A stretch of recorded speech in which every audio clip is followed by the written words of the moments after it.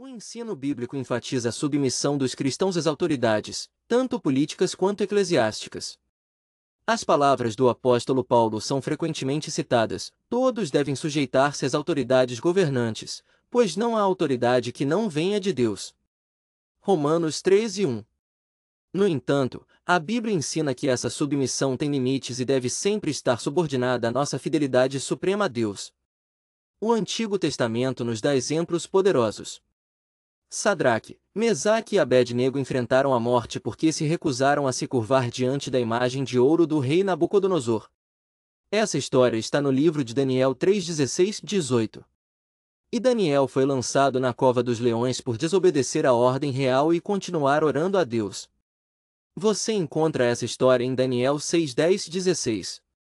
Outro exemplo importante está no livro de Êxodo, onde duas mulheres desempenharam um papel tão crucial na história de Israel que seus nomes foram preservados, diferentemente dos reis egípcios anônimos da época. Os nomes dessas mulheres eram Sifrá e Puá.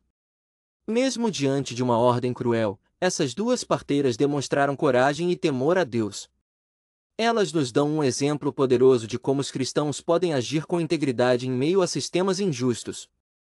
O livro de Êxodo continua a história de Gênesis. O povo de Israel cresceu de uma pequena família para uma grande nação. Em Êxodo 1:7, lemos: os israelitas foram fecundos, multiplicaram-se extraordinariamente, tornaram-se numerosos e muito poderosos, a ponto de encherem aquela terra. Esse crescimento assustou as autoridades egípcias.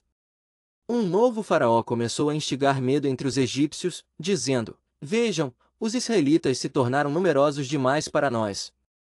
Venham, precisamos lidar astutamente com eles. Êxodo 1:9-10. Primeiro, o faraó impôs trabalho forçado aos israelitas. Mas quando isso não conteve seu crescimento, ele adotou uma estratégia ainda mais cruel. Ele chamou as parteiras hebreias, Sifrá e Puá, e ordenou que matassem todos os meninos hebreus ao nascer.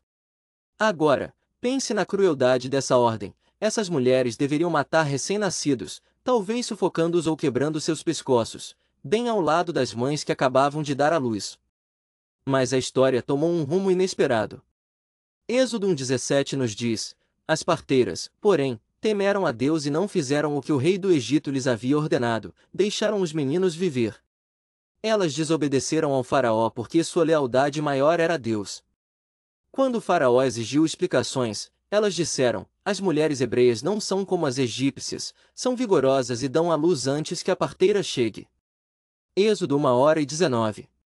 Talvez pareça que as parteiras mentiram, mas a Bíblia não as condena por isso.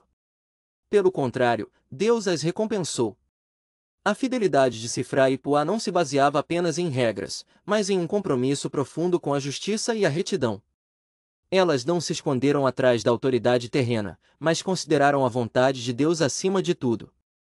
O teólogo alemão Dietrich Bonhoeffer, que resistiu ao regime nazista, refletiu sobre isso em seu ensaio O que significa dizer a verdade. Bonhoeffer argumenta que mentira é distorcer a realidade criada por Deus. No entanto, ele distingue entre uma falsidade intencional e a necessidade de resistir ao mal com uma verdade viva. Por essa definição, a ordem do faraó era muito mais falsa do que a resposta de Sifrá e Puá. A resistência das parteiras mostrou que o faraó não tinha controle sobre os planos de Deus para Israel. Deus honrou sua coragem e, além de protegê-las da ira do rei egípcio, também abençoou suas famílias. Isso está registrado em Êxodo 1:20. Mas esse faraó não foi o único governante da história a cometer atos tão cruéis. No Novo Testamento, a história do nascimento de Jesus também começa com um massacre. O rei Herodes, temendo a profecia sobre o rei dos judeus, ordenou a morte de meninos inocentes na cidade de Belém. Isso está em Mateus 2:2. Assim como o faraó, Herodes via o povo como uma ameaça ao seu poder. E assim como Sifrá e Puá desobedeceram ao faraó para proteger vidas, os magos também desobedeceram a Herodes. Eles não retornaram para contar onde Jesus estava, mas foram embora por outro caminho. Todo o sistema opressor depende de pessoas que obedecem cegamente, sem refletir sobre o impacto moral de suas ações. Ao longo da história, os grandes líderes do mal sempre delegaram suas ordens brutais a subordinados dispostos a obedecer sem questionar. Mas quem segue ordens malignas, como as do faraó e de Herodes, precisa abrir mão de sua humanidade e agir como máquinas, sem pensamento independente. Eles colocam o dever cívico acima dos valores de Deus e se tornam insensíveis ao sofrimento humano. Sempre que desvalorizamos a humanidade dos outros, também ameaçamos nossa própria humanidade. E se hoje permitimos que algumas pessoas sejam vistas apenas como números ou estatísticas a serem eliminadas, como podemos ter certeza de que amanhã não seremos tratados da mesma forma? A história nos ensina que resistir ao mal pode ter um custo alto. Dietrich Bonhoeffer, que faleceu por resistir a Hitler, é um exemplo disso. Mas as parteiras hebreias e os magos nos lembram de algo essencial: Deus é o personagem principal da história. Nossa lealdade maior pertence a Ele, não aos governantes terrenos. Cada geração de cristãos enfrentará líderes abusivos que tentarão desvalorizar o que Deus estima. Mas, em todas as épocas, somos chamados a permanecer firmes na verdade viva de Deus contra as mentiras destrutivas do mundo.